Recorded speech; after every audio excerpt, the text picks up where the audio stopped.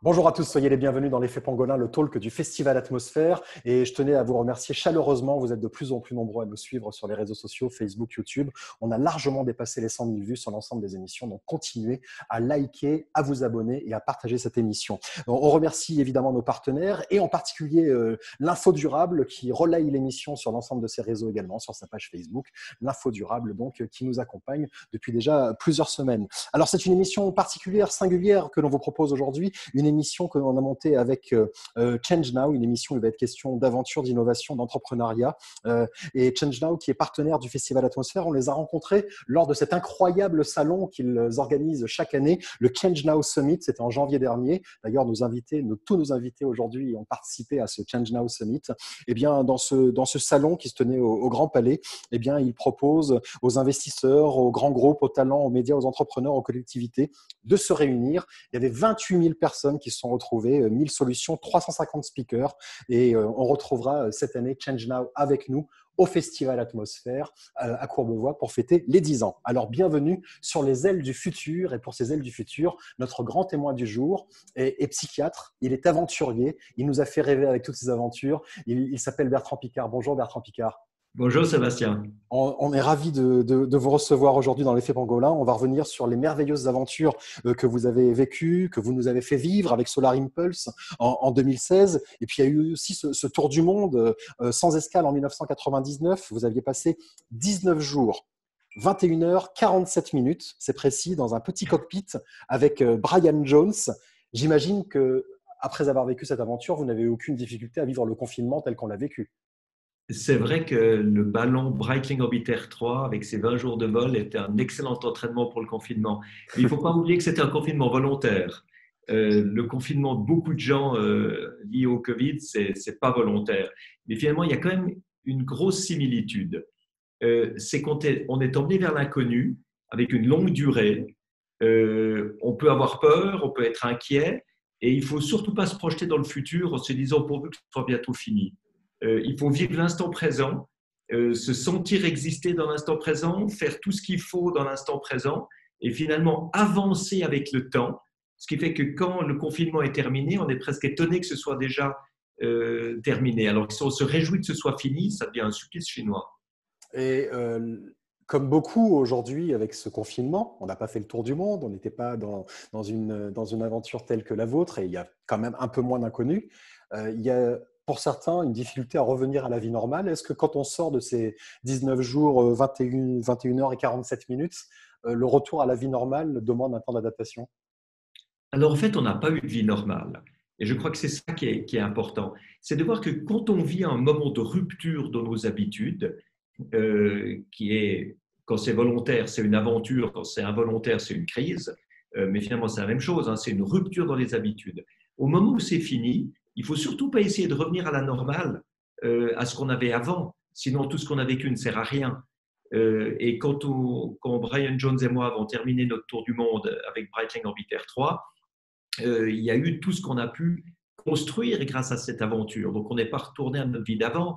On est parti dans des cycles de conférences. On a créé la fondation humanitaire Winds of Hope, les vents de l'espoir. J'ai lancé Solar Impulse, vraiment comme la suite de Breitling Orbiter. Donc, il faut que les crises permettent une évolution, sinon elles ne servent à rien.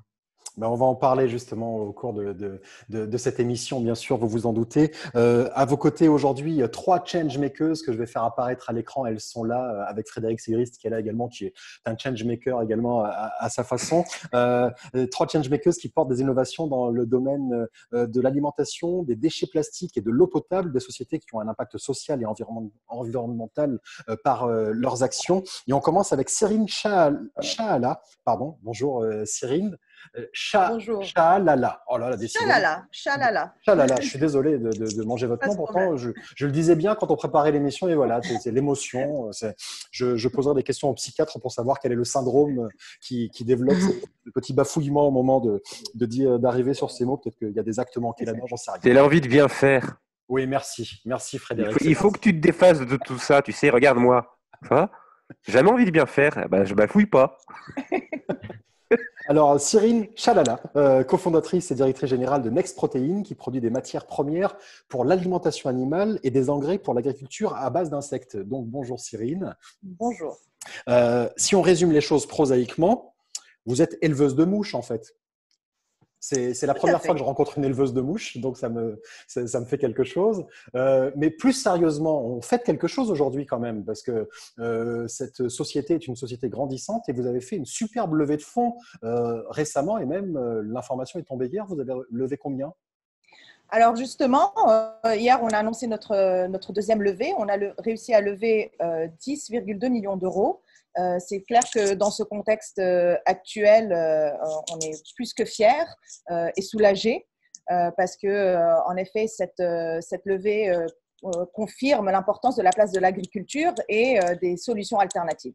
Oui, et ces solutions alternatives, c'est juste donner de la nourriture aux animaux en retrouvant peut-être le cycle naturel de leur alimentation, puisque les animaux, plutôt que de manger des farines animales, mangent avec vous des insectes, ce qui fait partie de leur cycle naturel d'alimentation. On va parler de Next Protein tout à l'heure. Avec nous également une autre entreprise qui était présente au sommet Change Now, Sophie Macedo de Carbiolis, encore une innovation incroyable. Après 7 années de recherche, vous avez développé une solution qui s'appelle Evanesto. C'est un puissant additif basé sur une enzyme qui permet de rendre le plastique 100% compostable. Bonjour Sophie Macedo.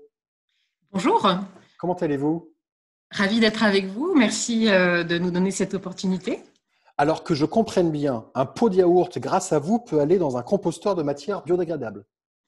Peut aller dans un composteur domestique, effectivement, et surtout disparaître en moins de 200 jours, ce qui aujourd'hui est une première au niveau mondial, et donc ce qui va aussi être une solution complémentaire aux techniques de recyclage pour participer à la lutte contre la pollution plastique.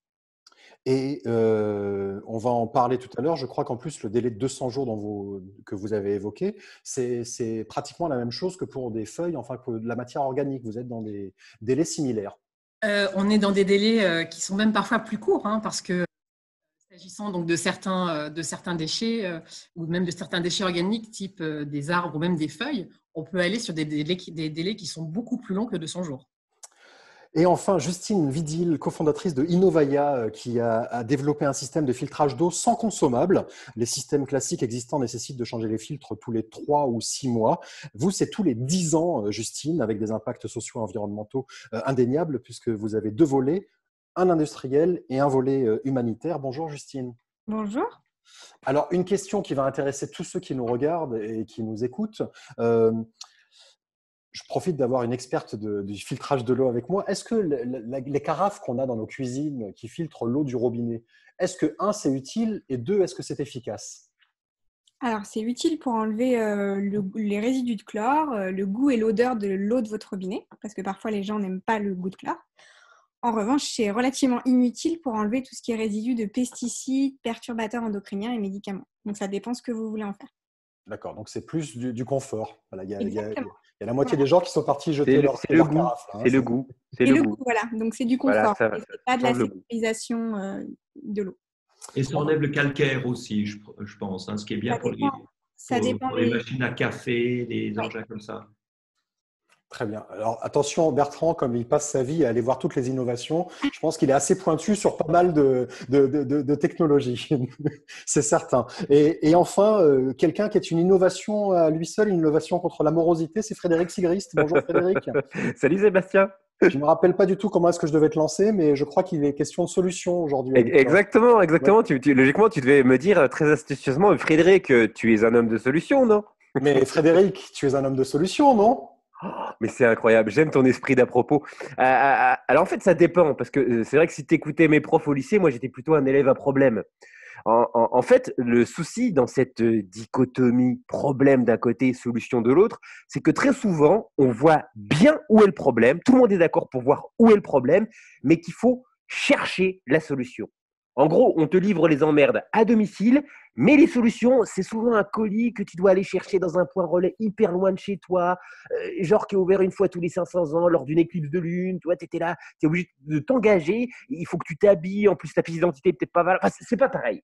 Ensuite, j'ai remarqué qu'il est beaucoup plus simple de se mettre d'accord sur un problème Par exemple, si tu es à deux dans une forêt, bon, bah, il y a un moment, si tu commences à voir des animaux sauvages qui te regardent bizarrement, tu sais que tu es perdu. Le constat, il est facile à faire. Par contre, pour les solutions, bah, c'est souvent là qu'il y a des accords. Moi, je pense qu'il faut aller à gauche, lui, il pense qu'il faut aller à droite, débat qui a raison, qui a tort. Et en fait, ne pas se mettre d'accord sur une solution, eh ben, ça crée souvent un nouveau problème. Par exemple, les masques. Les masques, moi, je pensais naïvement que ça pouvait être une solution. Ça ne protège pas que moi, ça protège aussi les autres. Hein, ça m'évite de contaminer le reste de la planète en parlant. Imagine la dangerosité d'un mec comme Fabrice Lucchini, par exemple. Une fable de La Fontaine racontée par Lucchini, c'est un cluster à lui tout seul. En plus, il y a 3 semaines, on pleurait parce qu'on n'avait pas. Il y a quelqu'un qui sonne à la porte en même temps, c'est très rigolo. En plus, il y a 3 semaines, on pleurait parce qu'on n'en avait pas. Et maintenant, tu as des gens qui les jettent par terre. Franchement, mes enfants à Noël, ils traiteraient leurs cadeaux comme les Français traitent les masques aujourd'hui. Mais j'ai beau être adepte de l'éducation bienveillante, je leur en mets une. Hein. Donc, les masques, eh ben, il y a des gens qui refusent d'en mettre parce que pour eux, c'est un symbole de soumission au gouvernement mondial. C'est-à-dire qu'il y a des gens en France en ce moment, quand ils sortent acheter des knackis sans masque au Lidl, ils ont l'impression d'être Rosa Parks. Ils rentrent chez eux et ils disent « Ouais, je suis pas un mouton ». Bon, bah là, clairement, on a un nouveau problème. Et il va falloir qu'on m'explique à quel moment un masque en papier est devenu une preuve de soumission à l'ordre mondial. 50 Shades of Grey, ils te retournent ça aujourd'hui, ils te font ça avec des masques FFP2. Oh oui, soumets-moi, Christian, tiens, mets ton masque FFP2. Il faut réussir à se mettre d'accord sur les solutions sous peine de voir les problèmes s'aggraver. Par exemple, ils ont demandé dernièrement à Jean-Marie Bigard, l'humoriste, s'il pensait à la présidentielle de 2022. Et lui, il a répondu qu'il y songeait. Et bien ça, clairement, tu vois, Sébastien, Bigard président, c'est une solution à laquelle je n'avais pas pensé. En même temps, ce n'est pas forcément une mauvaise idée. Hein. Ça a été le premier à nous faire un sketch sur la chauve-souris, donc il a l'air de maîtriser le sujet. Et finalement, j'ai l'impression que tout le monde a l'air d'avoir beaucoup de solutions autour de moi. Donc moi aussi, j'ai décidé d'apporter ma pierre à l'édifice. En ce moment, on recommande la distanciation sociale, c'est-à-dire pas de conversation à moins d'1 mètre. Eh bien moi, je propose pas de conversation à moins de 10 mots. Ça nous évitera peut-être de dire pas mal de conneries. Merci beaucoup. Merci beaucoup, Frédéric Sigrist. Bertrand Piccard. J'espère que ça ne va pas nous raccourcir notre émission, Sébastien. Non, rassurez-vous. Là, il y a aucun souci dans la mesure où, de toute façon, il y a le filtre virtuel et numérique. Donc voilà, tout va bien. On va pouvoir dire autant de mots qu'on veut, évidemment. J'ai eu la chance de suivre votre conférence, Bertrand, au Change Now Summit au Grand Palais. Et c'est vrai que c'est un vrai plaisir de vous recevoir. On avait également diffusé votre film lors du festival Atmosphère en 2017. Vous êtes psychiatre, aventurier, conférencier. On vous connaît pour vos exploits, mais aussi pour votre travail de sensibilisation aux questions environnementales et sociales. Vous avez créé, comme vous le disiez, la fondation Winds of Hope et la fondation Solar Impulse.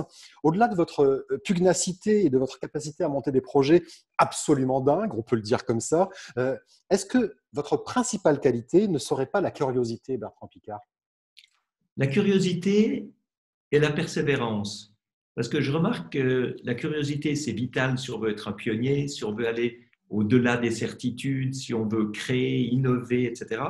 Mais ça ne suffit pas. Parce qu'on peut rester curieux toute sa vie, chercher et jamais rien trouver.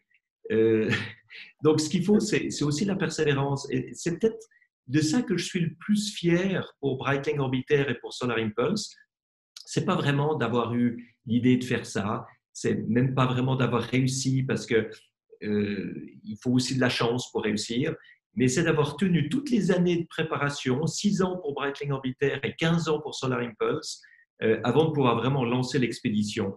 Et ça, c'est des recherches de sponsors, de partenaires, de technologies, d'équipes, d'essais, d'échecs, de frustrations, parfois d'humiliation, avant de pouvoir réussir. Donc, c'est vrai qu'au moment où on réussit, c'est la somme de beaucoup, beaucoup de choses.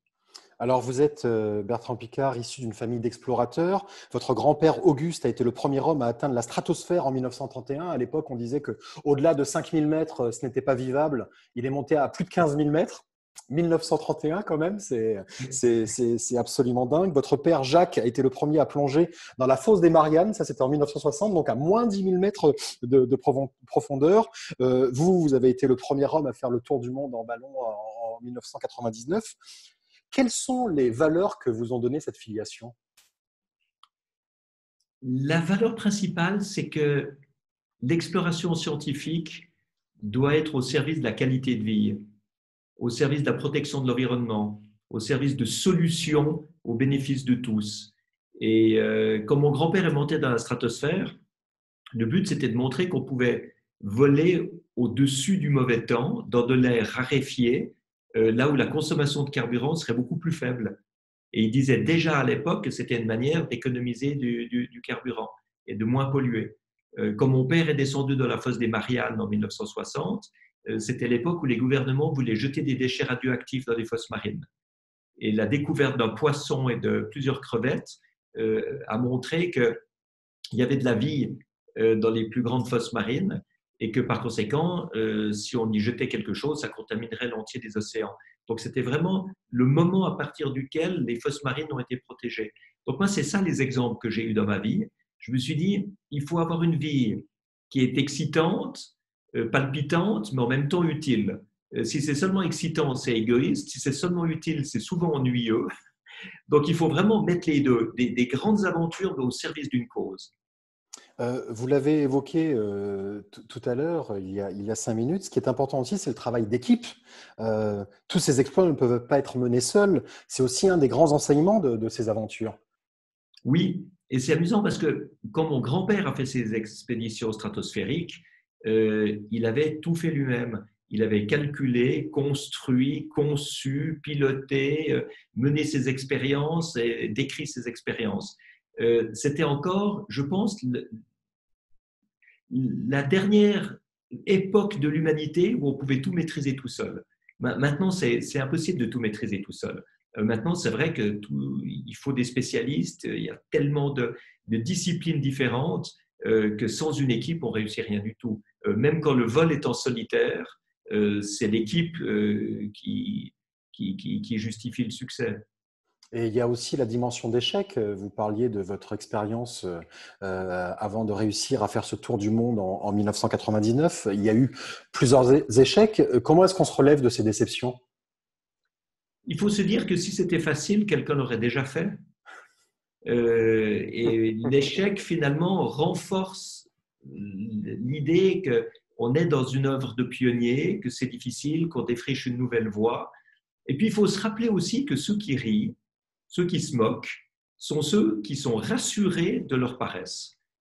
C'est ceux qui n'osent rien essayer du tout.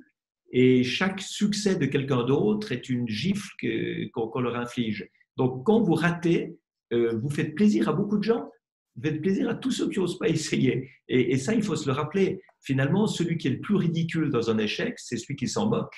Celui qui se moque de l'échec, celui qui rit, celui qui est ironique, ce n'est pas celui qui rate. Il y a un petit côté revanchard dans ce que vous dites. Ça veut dire que c'est un moteur. Non, moi je trouve ça très très bien. Mais mais je trouve ça très très bien, mais il n'y avait aucun jugement dans ce que je disais. C'est bien d'être revanchard des fois, tu sais. Mais bien sûr. Mais vous savez, moi je regarde aussi par rapport aux autres gens qui essayent des magnifiques projets. Et chaque fois qu'on voit quelqu'un qui essaye un magnifique projet, il y a tous ceux qui disent « Ah, mais il n'y arrivera pas, puis à quoi ça sert, puis de toute façon c'est impossible ». Et moi, ça m'énerve parce que je sais ce qu'il y a derrière un projet. Donc, quand je vois quelqu'un qui essaye de lancer quelque chose de nouveau, il ne faut surtout pas qu'on dise c'est impossible. Il faut dire on ne comprend pas encore comment il va y arriver. On ne sait pas quelles sont les solutions qui permettront de réussir, mais c'est magnifique d'essayer. C'est ça qu'il faut. Et cette peur de l'échec qui paralyse beaucoup de gens est très, très, très préjudiciable à l'évolution humaine. Vous parliez tout à l'heure de la nécessité de faire des aventures, des expériences qui ont un impact sociétal, social, environnemental. C'est ce qui vous anime depuis le début de vos aventures, ce qui a également animé votre famille. On parle beaucoup de l'overview effect, qui est cet effet que ressentent les astronautes quand ils voient pour la première fois la planète lorsqu'ils sont dans l'espace. Thomas Pesquet en a parlé lorsqu'il était dans la station spatiale. J'ai eu la chance la semaine dernière d'interviewer Frank White, qui est l'auteur qui a pour la première fois parlé de cet overview effect. Et cet effet-là, est-ce que vous l'avez ressenti, cet overview effect, en survolant la Terre, que ce soit dans le ballon ou dans Solar Impulse? Est-ce qu'il y a eu quelque chose de l'ordre presque du spirituel, une connexion avec la Terre qui a encore changé votre vision des choses? Oui, surtout dans le ballon. Parce que dans le ballon, vous êtes poussé par le vent. Vous n'avez pas de moteur et vous allez dans la direction du vent. Donc, vous êtes totalement soumis aux forces de la nature. Et ce qui est extraordinaire, c'est qu'au début, vous vous sentez prisonnier de la nature parce que le vent souffle dans une direction qui n'est pas forcément celle que vous voulez. Et puis, vous comprenez à un moment donné qu'il y a des couches météorologiques très différentes qui ont toute une autre direction. Et si vous changez d'altitude, vous vous mettez à changer de direction. Et c'est cette notion de liberté, de changer d'altitude en ballon ou dans la vie, de changer de manière de penser, de changer nos références, de changer nos croyances pour avoir d'autres directions dans la vie, c'est quelque chose qui donne un sentiment de libération extraordinaire. En fait, le vol en ballon m'a totalement libéré de tout ce sentiment d'être prisonnier d'événements qu'on ne peut pas changer. Ça veut dire que Solar Impulse est vraiment né de ce sentiment? Alors, Solar Impulse est complètement né de ce sentiment. Vous savez, avec Breitling Orbiter, il restait 40 kilos de gaz dans les réservoirs de propane après 20 jours de vol. Et il y en avait 3700 kilos au départ. Donc, Breitling Orbiter 3 a fait le vol le plus long en distance et en durée de toute l'histoire de l'aviation, mais en même temps, on ne pouvait pas aller plus loin. Et c'est là que je me suis dit aussi, changer d'altitude, c'est lâcher du lest. Hein. C'est lâcher le poids de nos certitudes, de nos paradigmes, des dogmes, des axiomes. Et là, il fallait changer quoi? Le paradigme qui nous empêchait d'aller plus loin, c'est le carburant. Tant que vous avez du carburant, vous êtes limité en distance et en durée. Donc, changer de paradigme, c'est abandonner le carburant. Et Solar Impulse, c'est ça. Solar Impulse, encore davantage qu'un avion solaire, c'est un avion sans carburant. Par conséquent, son autonomie est théoriquement illimitée. Vous chargez les batteries et vous faites tourner les moteurs électriques pendant que vous volez la journée. Vous traversez la nuit sur les batteries. Ensuite, vous retrouvez le lever de soleil suivant et vous continuez. Si vous pouvez faire un cycle, vous pouvez faire tous les cycles que vous voulez. Donc, vous approchez théoriquement du vol perpétuel. C'est vrai que quand le pilote est trop vieux, il faut faire descendre l'avion. C'est le facteur humain, toujours. Mais on est en train maintenant de voir qu'avec Solar Impulse, j'ai supprimé le carburant et maintenant, il y a une entreprise qui s'appelle Skydweller qui est en train de supprimer le pilote. Ah oui, d'accord. Ça tombe bien parce que le Covid-19 a supprimé les passagers. Voilà. Et Skydweller est une entreprise qui s'est créée pour faire évoluer Solar Impulse. Ils ont repris Solar Impulse 2 et en supprimant le pilote et en faisant des systèmes d'automatisation et de guidage GPS, ils vont avoir Solar Impulse ou des petits-enfants de Solar Impulse qui voleront de manière perpétuelle pour faire de la surveillance agricole, géographique, photographie, GSM, météo, télécommunications, etc. Donc là, on sera vraiment au vol perpétuel. Ce sera des mois ou des années en l'air. Alors, avec cette aventure Solar Impulse, vous avez dans la foulée créé la fondation, vous avez labellisé plus de 500 entreprises à ce jour ayant un impact positif pour aller vers un monde plus vertueux. Vous avez comme objectif d'en réunir 1000 au total. Quelles sont les clés, selon vous, pour allier écologie et économie? La clé, c'est qu'il faut apprendre à parler le langage de ceux qu'on veut convaincre. Et j'ai été frappé dans toutes ces réunions de spécialistes de l'environnement, on parle de tout ce qu'il faut faire. Et on dit, il faut faire ça, il faut changer ça, il faut faire comme ça. Et puis, à la fin, tout le monde applaudit, on se dit, voilà, le monde va changer parce qu'on est tous d'accord. Le problème, c'est qu'on n'est pas tous dans la salle. Ceux qui sont dans la salle, ils sont d'accord, mais tous les dirigeants, tous ceux qui ont le pouvoir, tous ceux qui ont le contrôle, tous ceux qui ont l'argent ne sont pas dans la salle. Et c'est eux qui décident. Par conséquent, il ne faut pas se gargariser de grands principes en se disant que la Terre est belle, il faut la protéger, que la nature est fragile, que la vie est miraculeuse et que par conséquent, il faut avoir du respect pour ce qui nous entoure. Ça ne suffit pas. Ce qu'il faut, c'est parler le langage de ceux qui dirigent le monde, c'est-à-dire l'argent, la réélection et la création d'emplois. Et c'est pour ça que j'ai mis la Fondation Solar Impulse sur le défi de trouver des solutions qui protègent l'environnement, mais de façon financièrement rentable, de manière à créer des entreprises qui se développent, qui engagent des collaborateurs, qui grandissent, qui augmentent la croissance économique, mais pas la croissance de l'utilisation de ressources ou de l'utilisation d'énergie, en faisant exactement le contraire, c'est-à-dire en créant des emplois et en faisant du profit pour remplacer ce qui pollue par ce qui protège l'environnement, remplacer ce qui est inefficient par ce qui est efficient. Donc, moderniser les infrastructures, les habitations, l'agriculture, l'industrie, l'énergie, la gestion de l'eau, etc. Et ce qui est fascinant, c'est de voir à quel point les startups et parfois même les grandes entreprises regorgent de solutions qui sont méconnues de tous les dirigeants. Et notre but en les labellisant, c'est de prouver qu'elles sont rentables, de prouver qu'elles protègent l'environnement et ensuite de les amener aux décideurs pour qu'ils puissent intégrer ces solutions-là dans leur politique énergétique et environnementale. Une question plus à destination du psychiatre. Il y a des chiffres, le rapport Meadows, je crois, date de 1972, annonçant l'effondrement 2020-2050. L'effondrement du vivant, j'entends. Nous y sommes. Ça fait donc plus de 40 ans, bientôt 50, que les scientifiques alertent avec des rapports très précis. Il y a de plus en plus de défiance à l'égard des scientifiques. Comment est-ce que vous expliquez, d'un point de vue psychologique, cette résistance à des faits qui semblent être intangibles? Alors, les scientifiques, déjà, la première alerte, c'était le Club de Rome dans les années 60 ou 70. Et qu'est-ce qu'ils ont dit? Ils ont dit que notre société s'effondrerait si on ne trouvait pas davantage de ressources, davantage de pétrole, davantage de matières premières. Et on en a trouvé. Je ne sais pas si c'était bien ou que ce n'était pas bien qu'on en trouve, mais on en a trouvé. Donc là, le système a pu se développer encore plus loin, devenir encore plus polluant, encore plus irrespectueux de l'environnement et encore plus illogique. Mais toutes les prévisions, elles n'étaient pas fausses. Elles se sont simplement basées sur les connaissances du moment. Et tous ceux qui ont tiré la sonnette d'alarme dans les 50 dernières années ont dit quoi?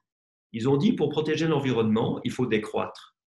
Il faut moins de mobilité, moins de consommation, moins de confort, moins de standards de vie. Et en plus, ça coûte très cher. Donc, vous avez découragé tout le monde, parce que personne n'a envie d'avoir moins. Vous savez, les gens, ils ont envie d'avoir une vie qui leur plaît, quelle que soit la conséquence plus tard. Ce qui veut dire que si vous voulez changer le monde, vous ne devez pas dire aux gens de changer leur comportement parce qu'ils ne seront pas d'accord. Vous devez leur donner la possibilité d'avoir le comportement qu'ils veulent, mais avec un impact réduit sur l'environnement. Sinon, il n'y aura pas leur adhésion. Alors, tout le langage des solutions rentables pour protéger l'environnement, il n'aurait pas été possible il y a 50 ans. Il y a 50 ans, je ne sais pas ce que j'aurais dit. J'aurais tiré la sonnette d'alarme comme mon père l'a fait. Mon père a obtenu des résultats fantastiques pour la protection des fosses marines, mais pas autant que ce qu'il voulait dans d'autres domaines. Parce que ce n'était pas rentable, parce que ça gênait tout le monde. Aujourd'hui, c'est rentable. Aujourd'hui, les technologies propres permettent de développer des nouvelles professions, des nouvelles industries, des nouveaux débouchés, des nouveaux marchés, et ce serait complètement idiot de ne pas les utiliser. Et ce que je dis aux gens qui ne croient pas au changement climatique ou qui s'en fichent complètement de l'environnement, je leur dis, mais même s'il n'y avait pas de changement climatique, même s'il n'y avait pas de pollution, vous gagneriez plus d'argent avec ces nouvelles solutions technologiques qu'en continuant à faire ce que vous faites aujourd'hui. On vit actuellement une crise et on sort du confinement, mais on ne sait pas encore où on va. Il y a eu beaucoup de choses qui ont été mises en évidence, entre autres l'interdépendance, les problèmes liés à la déforestation qui ont amené ce virus, et beaucoup de scientifiques ont alerté sur pas mal de points. Est-ce que vous pensez que c'est un déclic suffisant quand même pour modifier les comportements au niveau individuel, selon vous? Non, je ne pense pas. Je pense que la majorité des gens veulent retrouver, après la crise du Covid-19, exactement ce qu'ils avaient avant. Le même job, la même manière de polluer, la même manière de dépenser de l'argent, la même manière de le gagner. Alors que ce qu'il faut absolument aujourd'hui, c'est voir que tous ces milliards et milliards d'euros et de dollars qui se déversent sur les marchés pour aider l'économie doivent favoriser les industries qui veulent devenir plus propres. Et il y en a beaucoup. Si vous avez le choix entre moderniser une raffinerie de pétrole ou développer une centrale solaire, J'espère quand même qu'on va choisir la centrale solaire parce que c'est l'avenir. Il ne faut surtout pas que cet argent serve à reconstruire le passé. Et vous avez beaucoup d'entreprises qui se diversifient, qui jouent le jeu. Quand vous voyez Schlumberger, par exemple, qui est une entreprise de forage pétrolier, qui est en train de créer une division pour se diversifier dans le forage géothermique, pour installer des pompes à chaleur pour les immeubles en ville, avec une manière de percer en oblique, forer en oblique. Donc, ils prennent une place de parking, ils arrivent à forer toute une série de puits et de cette manière-là, installer des pompes à chaleur dans des immeubles de plusieurs étages. C'est fantastique. C'est ça qu'il faut développer. C'est un nouveau monde après cette crise. C'est de la transition. Vous êtes d'accord quand même que on n'y arrivera pas si on n'accepte pas à un moment donné de modifier un petit peu. Alors peut-être ne pas abandonner son confort, mais au moins le modifier, ce confort. Comme vous le disiez tout à l'heure, il y a des choses qui sont impossibles, mais ça demande des essais, des échecs, des efforts. À un moment donné, il faut qu'on s'y mette tous quand même. Mais dans l'absolu, oui, bien sûr. Mais le monde n'est pas dirigé par des gens qui veulent faire des efforts en faveur de l'environnement. Le monde est dirigé par des entreprises ou par des dirigeants, enfin des politiciens, qui veulent plus de rentabilité, qui veulent créer plus d'emplois, qui veulent gagner plus d'argent. Par conséquent, il faut leur donner la possibilité de faire ça, sinon vous les aurez contre vous et rien ne changera. Rien ne changera du tout. Quand vous avez une entreprise qui a 50 000 salaires à payer à la fin du mois, elle doit tenir compte d'un flux financier qui lui permet d'honorer aussi sa responsabilité sociale. Quand vous avez des entreprises dont les actionnaires sont les caisses de pension qui payent les retraités pour qu'ils puissent avoir une vie digne après avoir travaillé toute leur vie, mais vous voyez que ces entreprises, elles doivent fonctionner, sinon tout le système de retraite s'écroule. Donc, vous devez tenir compte de ça. Vous ne pouvez pas être naïvement écologiste. Vous devez être très réalistement et pragmatiquement ouvert à la collaboration entre tous les acteurs. Et ça, c'est possible aujourd'hui grâce à toutes les solutions qui sont technologiquement possibles, financièrement rentables et qui protègent l'environnement. Vous avez de quoi, déjà aujourd'hui, diviser par 2 les émissions de gaz carbonique. Alors, avant de dire aux gens de moins se déplacer, eh bien, au moins qu'ils se déplacent avec des moyens propres. Au lieu de dire aux gens de vivre moins bien et de consommer moins, au moins qu'ils consomment des produits qui sont plus écologiques, qui sont plus propres. On parlait tout à l'heure du compostage de déchets plastiques, mais ça, c'est une avancée extraordinaire. Donc, donnons aux gens déjà toutes les technologies qu'il faut pour fonctionner correctement. Et puis, une fois que ce sera fait, une fois qu'on aura économisé 50% de la production alimentaire, 50% des extractions minières, 50% de l'énergie, tout ce qui est gaspillé aujourd'hui, on aura fait un tel progrès qu'à ce moment-là, on pourra faire la deuxième partie qui sera peut-être de demander aux gens de faire des sacrifices. Mais si vous demandez aux gens de faire des sacrifices tout de suite, vous les aurez tous contre vous. Frédéric Sigrist ? Oui, mais c'est super intéressant et je me disais que du coup, ça va changer, si on suit cette logique, ça changerait complètement aussi l'archétype que représente le scientifique tel qu'on se l'imagine. C'est-à-dire que non seulement il doit trouver, il doit faire des découvertes, faire des innovations technologiques, mais on lui demanderait aussi implicitement dans ce système-là de savoir les rendre glamour et enviables pour des industries, pour des politiciens.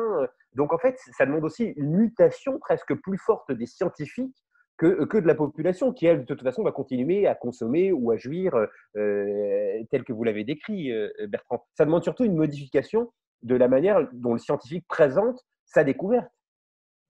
Je pense que les scientifiques sont des inventeurs, des innovateurs, des gens qui calculent, qui conceptualisent, etc. Ce n'est pas des communicateurs pour beaucoup. Je ne veux pas faire de généralité, mais leur rôle n'est pas de communiquer. Ce qu'il faut, c'est qu'entre le scientifique qui invente et l'utilisateur, il y ait quelqu'un, des instances qui sachent communiquer autour de toutes ces inventions. Nous, c'est ce qu'on fait avec la Fondation Solar Impulse. Les startups qui labellisent leurs solutions chez nous sont des startups qui, pour la plupart, sont totalement inconnues. Ils ont des trésors scientifiques entre les mains et personne ne les connaît. Donc, nous, notre but, c'est de les faire connaître, c'est de les mettre en contact avec des investisseurs, de les mettre en contact avec des gouvernements. J'ai été nommé conseiller spécial pour la Commission européenne, justement pour amener les solutions nécessaires à avoir cette politique de Green Deal que la Commission européenne est en train d'établir. C'est extrêmement intéressant parce que justement, ça fait le lien entre le scientifique et l'utilisateur. Alors, vous avez tendu la perche pour parler avec nos changemakers qui, elles, justement, sont dans l'innovation et qui sont également soucieuses de cet aspect communication pour mettre en avant leurs innovations. Est-ce que déjà, avant de donner la parole à Cyrine pour parler de Next Protein, Justine, Sophie, vous vouliez réagir à ce que vous avez entendu avec cet échange avec Bertrand Piccard? Moi, je trouve ça hyper intéressant, la vision de se dire qu'en fait, ça sert à rien de lutter pour changer le comportement des gens, mais qu'au contraire, il faut faire évoluer et utiliser les innovations pour au contraire, améliorer en fait leur quotidien et ne pas leur demander de renoncer à quelque chose. C'est ce qu'on fait avec Innovaya pour l'accès à l'eau potable, mais je trouve que ça devrait effectivement s'appliquer dans notre quotidien à nous aussi sur aller à l'encontre de cette idée de déconsommer et de décroissance, mais au contraire utiliser l'évolution technologique pour faire en sorte que les gens gardent leur confort auquel ils tiennent. Et je suis d'accord sur le fait qu'ils n'y renonceront pas, mais quand même améliorer et réduire notre impact sur l'environnement. Sophie, et quand on voit par exemple pour l'eau, c'est clair qu'il y a beaucoup de technologies qui permettent de recycler l'eau, de la purifier, de l'économiser, etc. Maintenant, je suis tout à fait d'accord qu'on vit dans une société de gaspillage et si les gens économisent l'eau grâce à des systèmes comme le vôtre, mais en même temps continuent à le gaspiller par ailleurs, il y a ce qu'on appelle un effet rebond. Donc, il faut aussi que la réglementation des États, et ça, j'ai peut-être pas assez insisté tout à l'heure, que le cadre législatif soit un cadre qui pénalise le gaspillage. Il faut que les gens puissent utiliser ce qu'ils veulent, mais qu'il y ait un respect pour ce qu'on utilise de manière à ce qu'on évite de consommer ce qui est totalement inutile. Et quand on voit la différence de consommation d'eau par habitant aux États-Unis ou en Europe, les États-Unis, je crois que c'est 10 fois plus par habitant que l'Europe. Donc forcément, il y a un gaspillage. Et ce gaspillage-là n'est pas normal. Parce que ce gaspillage-là, il n'est pas destiné à améliorer la qualité de vie. Il est simplement dû au manque de respect et au laxisme de l'utilisateur. Sophie Macedo, ça vous parle, cet aspect législatif et coercitif? À un moment donné, on est obligé de passer par là. Oui, tout à fait. Ça parle énormément puisque on l'a bien vu récemment en Europe, voire même en France. Donc, il y a des lois anti-gaspillage qui sont en cours de discussion, qui ont été votées, qui visent même à réduire à juste titre, par exemple, l'utilisation des plastiques à usage unique, parce que c'est une source aussi très, très importante de pollution. Après, le point aussi, c'est que, et la difficulté à laquelle on est confronté aujourd'hui, c'est aussi faire évoluer ce cadre législatif pour qu'il permette l'arrivée sur le marché d'innovation, parce que par le moment, il peut aussi venir freiner leur mise en marché. Et donc, c'est vrai que c'est quelque chose qui aujourd'hui est complètement au cœur des activités de Carbios, donc de pouvoir aussi démontrer en fait qu'au travers de l'innovation, il est possible de mieux finalement utiliser les plastiques et de ne pas forcément les bannir complètement en proposant des solutions complémentaires. Parce que bien entendu, l'idée n'est pas de prôner une surconsommation, et là-dessus, je ne peux que vous rejoindre, ne pas prôner une surconsommation et surtout un usage modéré. Après, je pense... Excusez-moi. Bertrand. Il faut absolument obtenir que les réglementations ne permettent pas de polluer. Parce qu'aujourd'hui, les réglementations permettent de polluer. Ce qui veut dire qu'il y a beaucoup d'entreprises qui disent « mais ce que nous faisons est légal ». Et pourtant, ils jettent du CO2 dans l'atmosphère, du plastique dans l'océan, des déchets dans les décharges publiques. Et c'est ça qui doit être interdit. Parce qu'à partir du moment où c'est interdit de polluer, personne ne peut se réfugier derrière le laxisme pour faire ce qu'il fait. Et à ce moment-là, au lieu de mettre le plastique de l'océan, ben on achètera du plastique qui se composte et qui ne pénalisera pas l'environnement. Donc on voit qu'il y a énormément de changements à faire au niveau législatif. Et puis, ça ne veut pas dire forcément coercition. La réglementation, ce n'est pas là pour interdire, la réglementation, c'est parfois là pour favoriser ou pour autoriser des choses qui aujourd'hui ne le sont pas. Cyrine Chalala, ces questions de gaspillage, d'économie circulaire sont au cœur de votre travail avec Next Protein. Donc en 2015, vous avez cofondé cette entreprise pour offrir une alternative durable et respectueuse de l'environnement dans le domaine de l'alimentation animale. Vous étiez dans l'humanitaire et c'est à Madagascar que l'idée est née. Quel a été le constat que vous avez fait là-bas ? Tout à fait.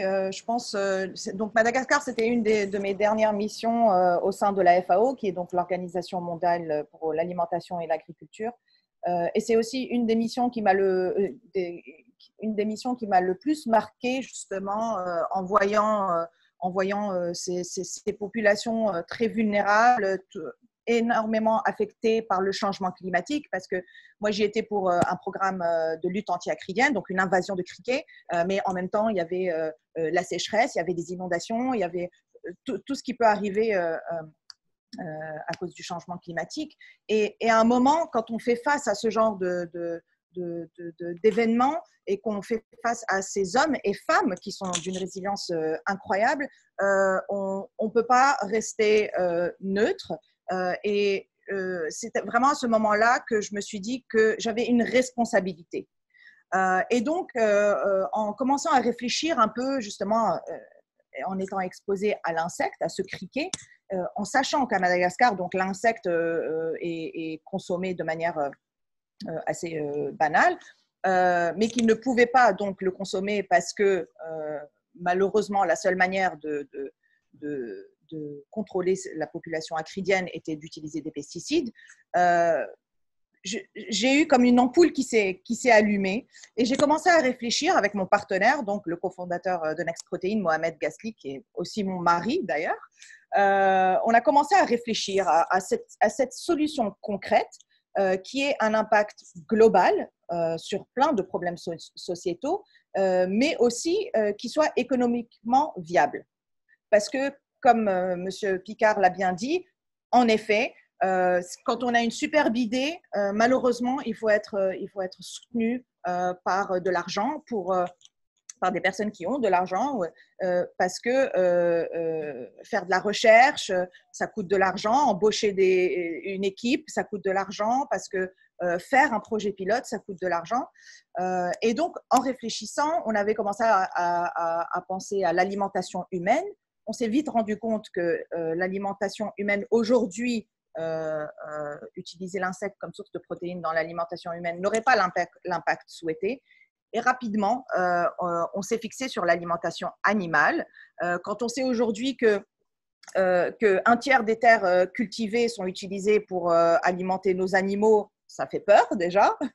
Quand on sait qu'un tiers de notre alimentation est gaspillée et finit dans des décharges et qui ensuite, eux, ont une empreinte carbone qui est élevée parce que c'est une décomposition de matière végétale, on s'est dit, OK, donc déjà, il faut qu'on trouve quelque chose qui ne prête pas beaucoup de place. Il faut qu'on décide sur un insecte qui soit bénéfique, donc qui ne soit pas… Le contraire serait un insecte ravageur qui pourrait avoir un impact négatif sur la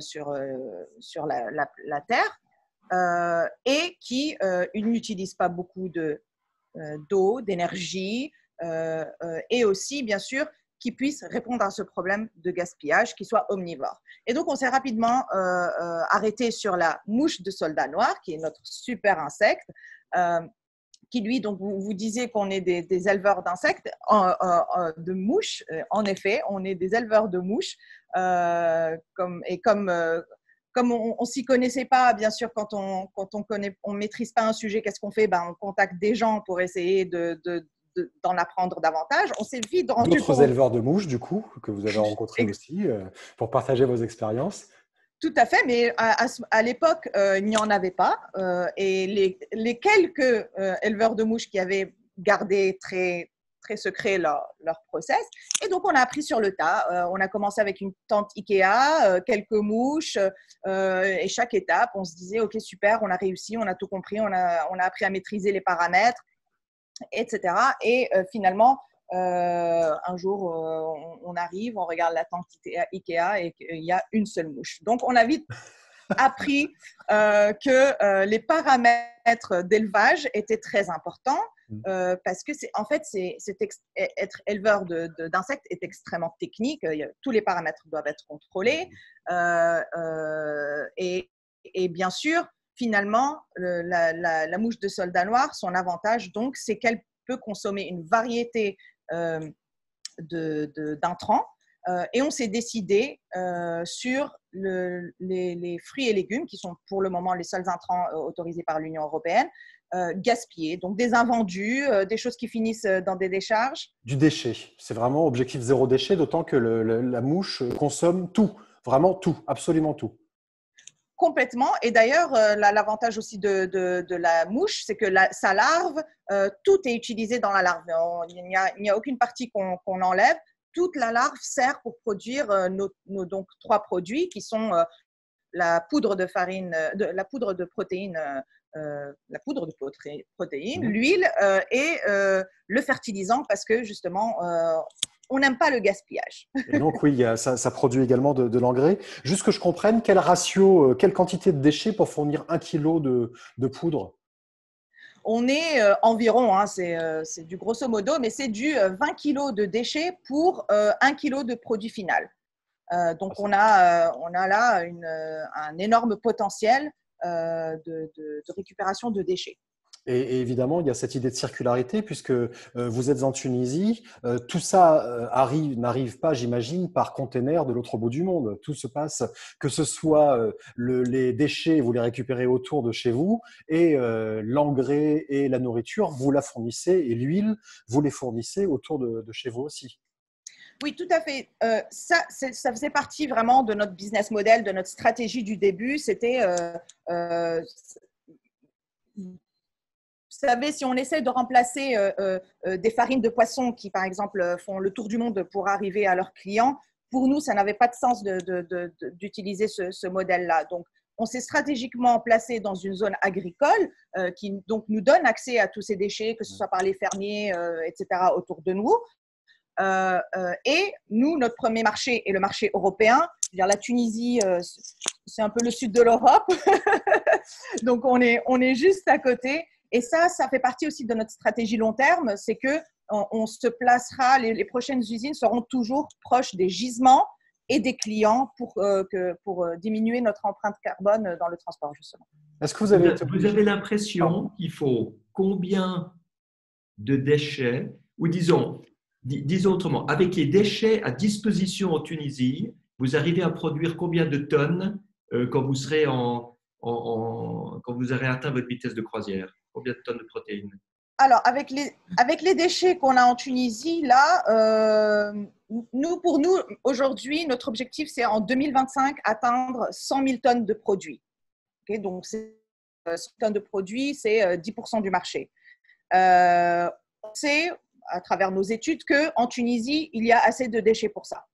Donc, 100 000 tonnes, bon, il faut multiplier par 20. Donc, il nous faut autant. Vous m'entendez? Oui, on vous entend. Pardon, oui. Donc il y a assez de déchets aujourd'hui en Tunisie pour répondre à notre objectif. Après, voilà, on vise d'autres régions pour ouvrir des nouvelles usines. Vous avez dû inventer de nouveaux métiers parce que là, vous avez découvert cet élevage, on le dit comme une boutade parce que c'est rigolo de dire éleveur de mouches, mais au final, il y a quand même une vraie innovation technologique derrière. Et moi, ce qui me semble important et intéressant, c'est ce dont on parlait tout à l'heure avec Bertrand, c'est l'exploration, c'est aller vers des choses impossibles, des choses inconnues. Et quand vous décidez d'élever des mouches, forcément, il y a toute une chaîne de compétences qu'il faut créer. Tout à fait. La première chaîne de compétences qu'il faut créer, c'est la nôtre, donc des fondateurs, puisqu'on n'y connaissait à rien. Ensuite, vous imaginez bien que quitter un travail aux Nations Unies, c'est pas très bien passé auprès de la famille pour devenir éleveuse de mouches. Donc, tout à l'heure, Monsieur Picard nous parlait de persévérance et résilience. Tout à fait, parce que c'est un combat quotidien, mais heureusement que quand on a cet objectif en vue, c'est notre moteur.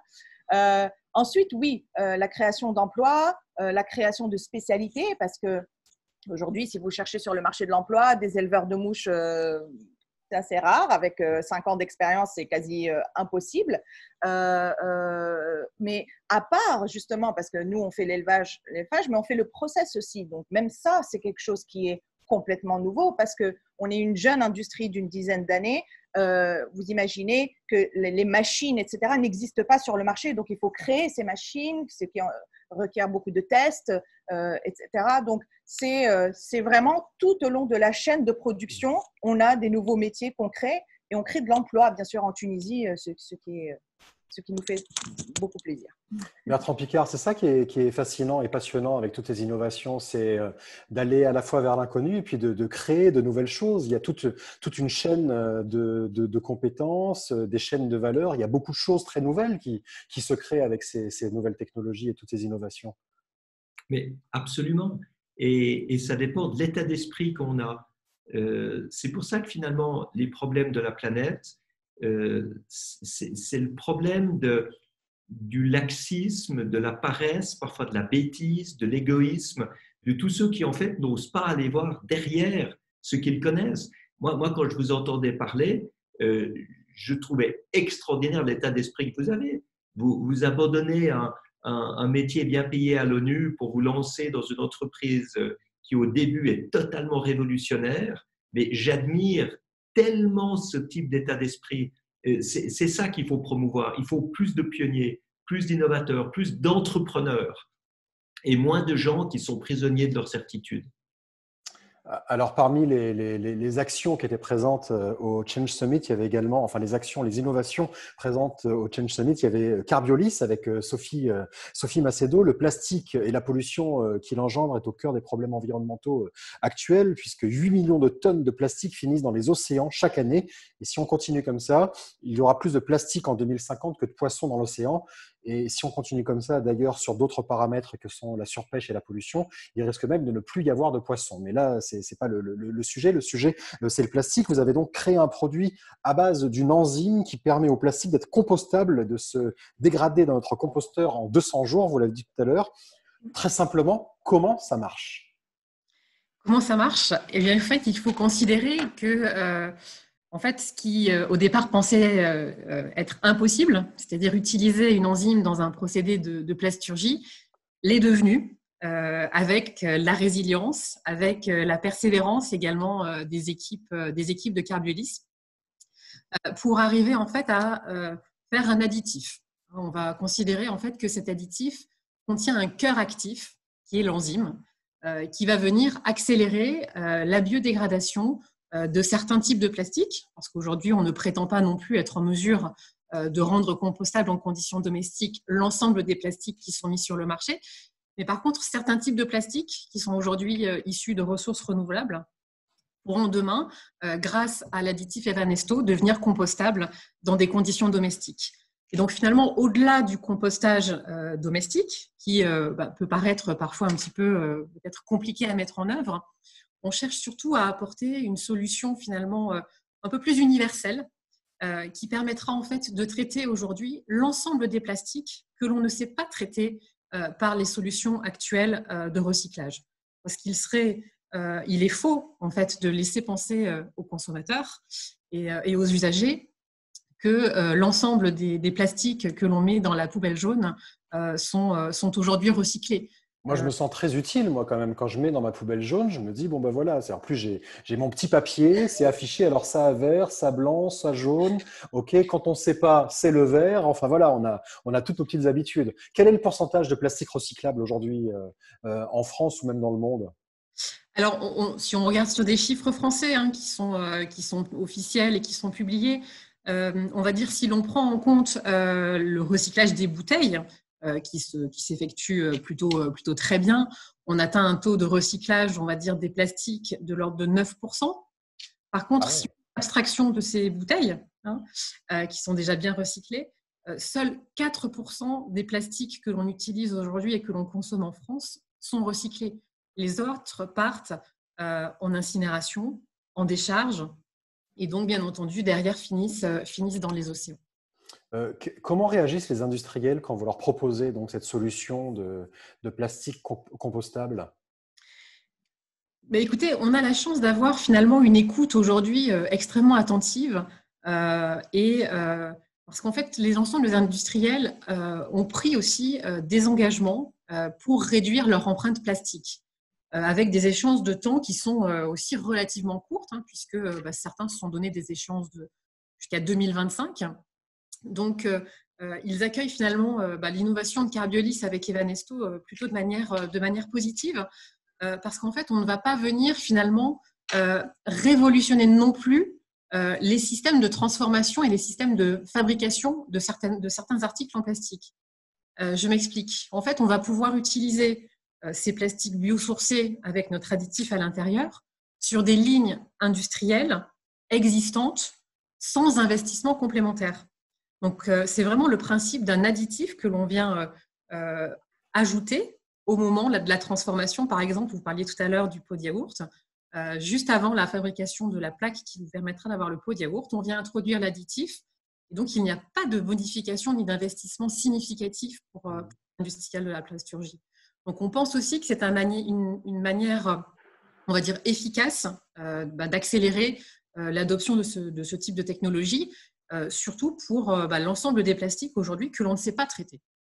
Ça vous parle, ça, Bertrand Piccard? Là, c'est la démonstration de ce que vous nous disiez tout à l'heure. C'est pas contraignant pour l'entreprise, ça peut même lui faire gagner de l'argent, et en plus, c'est bon pour son image. Donc là, exactement. C'est 100% réussi. C'est exactement le genre d'exemple qu'il faut que l'industrie connaisse et que le monde politique comprenne.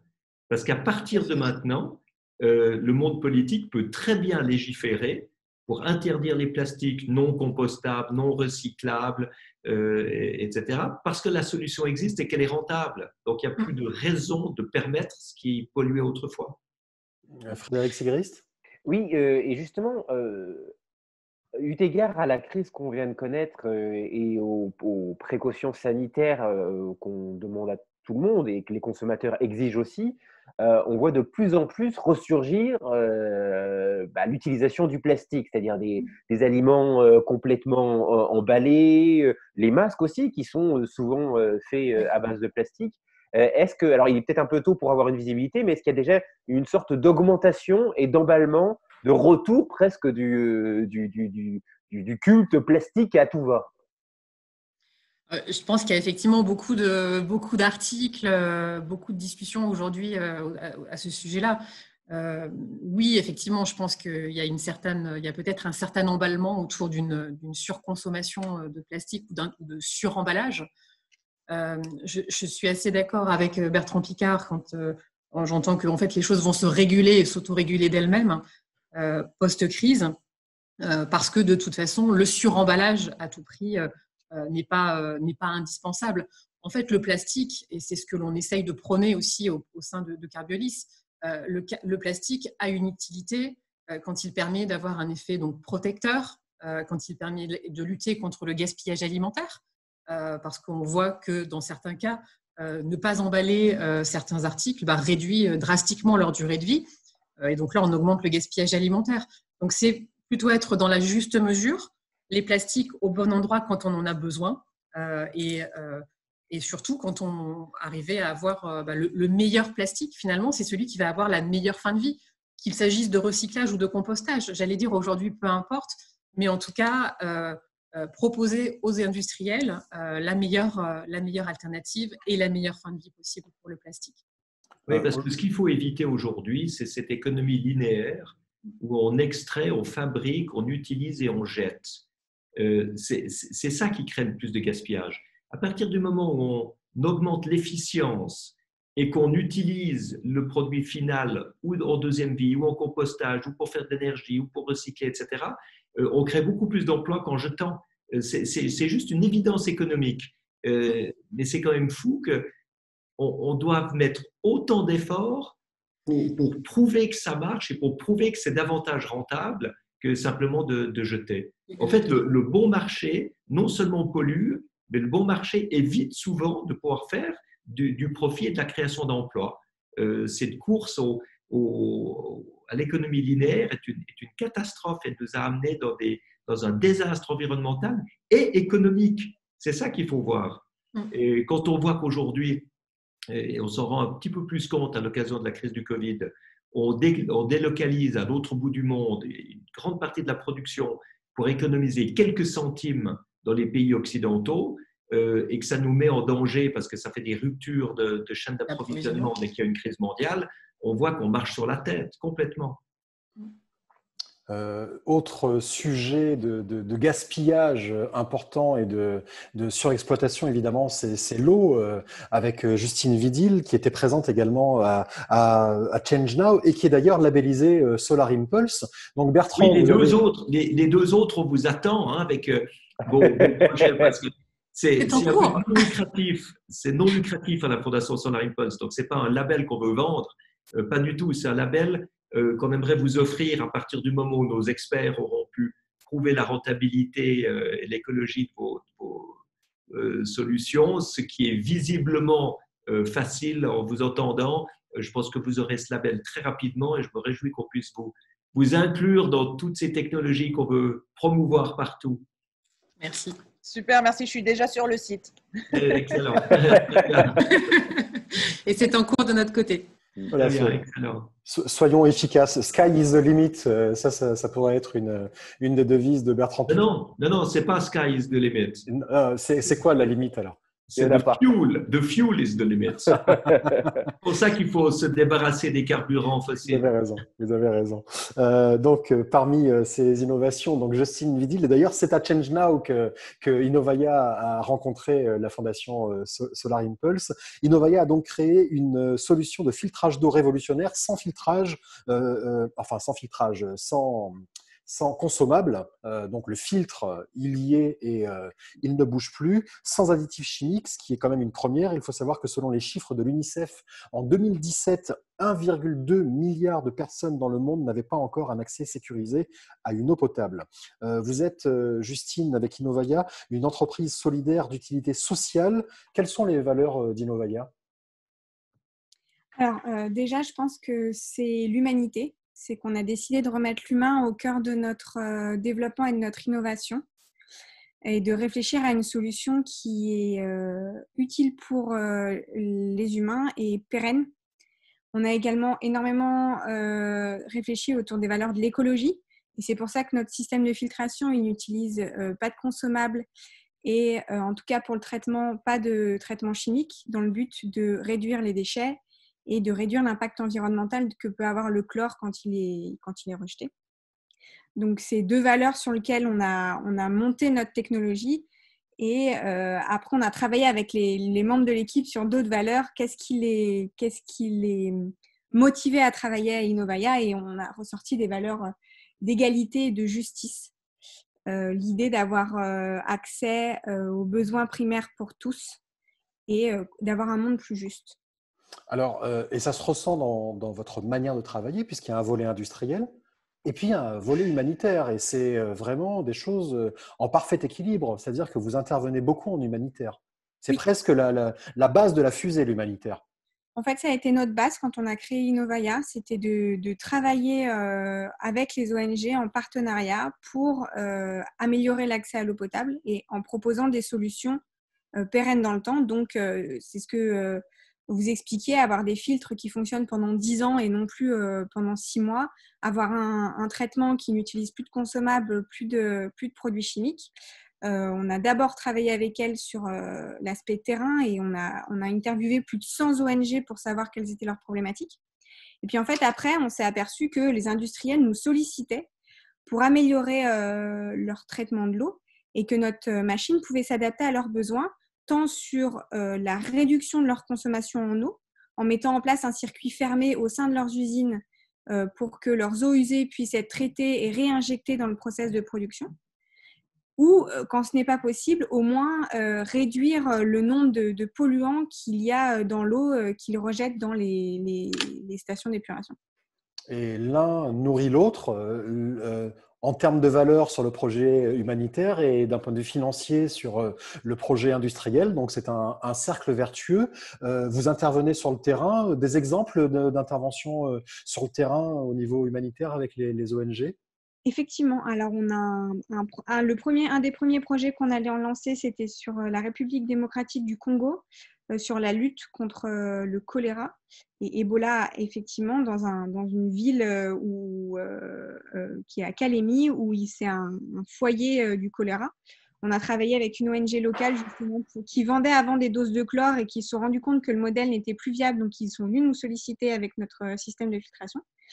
Et un des deuxièmes projets qu'on a, c'est des plus gros projets, c'est aux Philippines avec l'ONG Gawad Kalinga qui gère 3000 communautés aux Philippines dont la problématique de l'eau est assez préoccupante et où justement on essaye de travailler sur l'accès à l'eau potable universelle, mais également la création de valeur ajoutée et d'un modèle entrepreneurial aux Philippines sur la question de la distribution et de la gestion de l'eau potable. Oui, donc dans la manière de fonctionner d'Innovaga, il y a la nécessité d'autonomiser les populations avec lesquelles vous travaillez sur le terrain. C'est-à-dire que vous leur donnez une technologie, vous leur donnez des métiers, et puis après, ils se débrouillent. Oui, effectivement. C'est-à-dire que nous, on a développé le système, on l'installe. Le système n'ayant pas besoin de maintenance, puisqu'il faut changer les filtres tous les 10 ans. Donc la maintenance est quand même relativement faible. On forme en fait la communauté et on la sensibilise sur les questions d'hygiène et d'accès à l'eau. Et après, on va également avoir un volet entrepreneuriat qui est autour du prix de l'eau. Comment faire en sorte de créer des métiers sur la distribution de l'eau et en plus d'améliorer les conditions de vie en termes d'hygiène et de santé des populations, mais comment améliorer leurs conditions de vie économiques également autour de la question de l'eau potable. Et le principe que je décrivais tout à l'heure comme vertueux, c'est que les entreprises et les industriels avec lesquels vous travaillez en Europe, de toute façon, savent qu'ils vont financer ces actions humanitaires. Ça fait partie du deal. Oui, alors on les sensibilise énormément. Déjà, pour eux, travailler avec une entreprise à impact social, ça leur plaît. Humainement, quand on travaille avec une entreprise, on travaille avec des humains et cette idée-là leur plaît. Et il y a également l'idée qu'en fait, ils vont pouvoir supporter un projet d'aide au développement dont ils ont déjà testé la technologie dans leur usine. Si ça fonctionne chez eux, c'est sûr que pour eux, ça fonctionnera sur le terrain et que donc, ça sera un impact qui sera éprouvé. Ils n'auront pas, en quelque sorte, financé un projet qui va, dans 2 ans, ne plus fonctionner, quoi. Avec cet impact local qui est extrêmement important. Bertrand Piccard, quand vous avez fait votre tour du monde en ballon, vous avez dans la foulée créé la fondation Winds of Hope qui intervient sur le terrain dans des zones de très grande pauvreté. Je n'étais pas au courant et je ne connaissais pas cette maladie qui est une maladie qui touche majoritairement les enfants et qui est mortelle à 80% sans traitement, le NOMA. Ça vous parle ce que raconte Justine, c'est-à-dire qu'on peut être utile en partant de technologies et réussir à créer, je me répète, mais il y a un cercle vertueux à créer, donner du sens à ces actions. Absolument. Vous mentionnez le NOMA. C'est un résultat de la misère profonde, de la malnutrition, souvent même des mères quand elles sont enceintes, et qui donnent naissance à des enfants qui ont des déficits immunitaires. Et ce déficit immunitaire fait que les bactéries de la bouche se mettent à attaquer le visage et à détruire le visage. Et vous avez des enfants qui ont des trous béants au niveau de la face. C'est absolument atroce, c'est inacceptable et ça vient uniquement de la misère et de la malnutrition. Donc c'est clair qu'il faut faire quelque chose. Alors, Winds of Hope est clairement humanitaire. On aide pour des programmes de prévention du NOMA ou de guérison du NOMA l'Afrique subsaharienne. Solar Impulse, c'est plus technologie rentable. Et moi, ce que j'aime beaucoup dans cette présentation qu'on vient d'entendre, c'est la combinaison des deux. Hein. Vous avez une partie qui est rentable et qui permet de financer l'autre partie humanitaire. C'est magnifique. C'est l'un des volets de l'avenir des entreprises, en fait, parce que je pense qu'aujourd'hui, on parle de plus en plus. Alors, pour l'instant, c'est une espèce d'étiquette marketing, la raison d'être, l'engagement, mais il y a quelque chose d'extrêmement fondamental et qui gagne dans la société. C'est-à-dire qu'on commence à avoir de plus en plus de personnes, et c'est tant mieux, qui ont besoin de donner du sens à leurs actions. Mais heureusement, nécessaire. Heureusement. Et il y a même des études qui montrent que quand il y a de la bienveillance dans une entreprise pour les employés, pour les clients, pour les fournisseurs, l'entreprise fait plus de bénéfices parce qu'elle fonctionne avec une efficience humaine meilleure. Et quand on voit ce qui se passe dans le monde, ça devrait être beaucoup plus le cas partout. Aujourd'hui, on laisse la moitié de l'humanité dans des conditions de vie inacceptables où ils n'ont même pas les moyens de consommer quoi que ce soit, ce qui est une aberration au niveau capitalisme, parce que le capitalisme à la base visait à augmenter le capital, à permettre à chacun de créer un capital, à chacun de pouvoir consommer, à chacun d'être partie prenante de la révolution industrielle. Quand Ford s'est mis à fabriquer des voitures en 1930, le but était que les employés soient suffisamment bien payés pour pouvoir acheter une voiture fabriquée par eux-mêmes. Et aujourd'hui, on n'est plus là-dedans. Aujourd'hui, on laisse crever la moitié de l'humanité dans des conditions de vie inacceptables, ce qui, sur le plan économique, est ridicule aussi parce qu'on se prive de 50% des clients potentiels. Donc, on est dans l'aberration complète. Et il faut absolument revenir à plus de respect, à plus d'égalité, mais aussi juste à plus de logique. Et c'est juste une question raisonnable dans notre monde aujourd'hui. Il faut réintroduire de la mesure. C'est Nicolas Hulot qui, dans le film Le syndrome du Titanic, disait qu'on avait perdu le sens de la mesure. Et je pense qu'il a totalement raison. Formidable film que je vous invite à voir si vous ne l'avez pas vu, extrêmement poignant, mais c'est un film de cinéaste, c'est-à-dire que ce n'est pas un reportage pour moi ce film, c'est un film de cinéaste, c'est-à-dire qu'il porte des valeurs et des intentions très fortes en une image. J'ai encore à l'esprit, alors que j'ai vu ce film il y a plus de 10 ans, ces plans très graphiques de ces porte-containers qui prennent des frigos en Chine pour nous les amener chez nous, et de ces porte-containers qui se croisent en fait avec des produits fabriqués en Europe et qui partent en Asie. Voilà, comme quoi la force de l'image aussi, la force du récit est quand même vraiment très importante. Juste pour revenir sur ce que vous disiez, Bertrand, on recevra dans 15 jours le neuroscientifique Sébastien Boller, qui a étudié, évidemment, vous connaissez son livre, Le bug humain, et Sébastien, qui est un ami du Festival Atmosphère, parle de la dopamine de l'altruisme. C'est-à-dire que l'altruisme, quand on se donne le temps, eh bien, déclenche de la dopamine au même titre que la consommation, la surconsommation, le sexe, le pouvoir, et c'est ce dont il parle dans son bug humain. Donc voilà, l'altruisme, le partage, l'échange, le sens peut aussi déclencher du plaisir. Et peut-être que c'est une des clés des changements qui pourraient s'opérer pour la suite. Shootons-nous à l'altruisme et à la compassion, ce serait très bien. Je suis d'accord avec vous, Bertrand. On arrive à la fin de cette émission. Sophie Macedo, la prochaine étape pour vous? La prochaine étape, lancement commercial à la rentrée, on l'espère. Des qualifications sur des lignes industrielles qui, compte tenu de la situation actuelle, prennent un petit peu de retard. Mais on espère être sur le marché dès le mois de septembre. Vous êtes en contact avec Nestlé parce que Nestlé s'implique beaucoup dans ce genre de programme. Ça fait partie effectivement des sociétés qui s'intéressent à notre technologie, oui. Très bien, parfait. On vous file le 06 du PDG dans un instant. Vous appelez la paire de Bertrand, ça va faciliter les choses, je pense. D'autant que vous allez être labellisé Solar Impulse. Enfin bon, c'est formidable cette émission. C'est un alignement parfait. C'est extraordinaire. Mais c'est exactement comme ça qu'on fonctionne. Cyrine Chalala, la suite. Est-ce qu'on va… alors, je ne veux pas tronquer votre conclusion. Est-ce qu'on va passer à un moment donné à l'alimentation humaine avec les insectes ou on va quand même rester sur les animaux un certain temps? Écoutez, je pense pour le moment, on se concentre. Se spécialiser déjà dans l'alimentation animale, c'est un énorme boulot. L'alimentation humaine, oui, fait partie de notre vision du futur. Ça viendra sans doute. Pour le moment, on se concentre vraiment sur l'alimentation animale.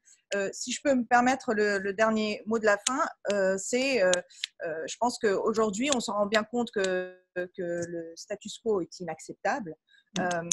Et donc, avoir des entrepreneuses, j'aime bien dire entrepreneuses, comme nous et d'autres, agir concrètement, c'est génial. Après, l'entrepreneuriat, ce n'est pas pour tout le monde.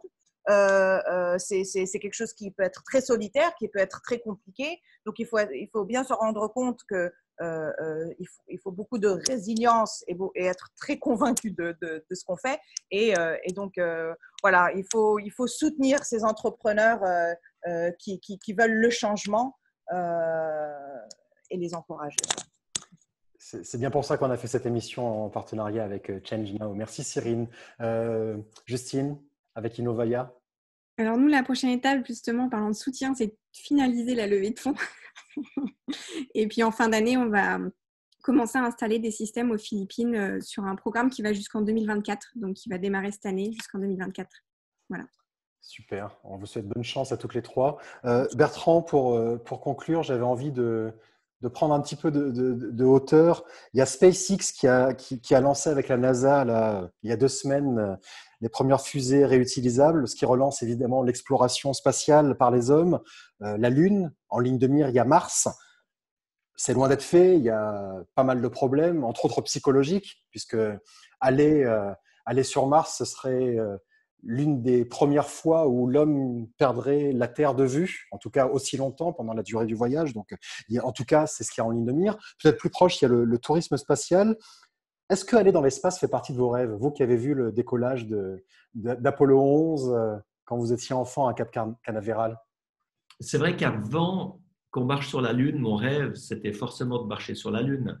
Maintenant, ça a été fait. Il y a 550 astronautes qui ont été en orbite terrestre.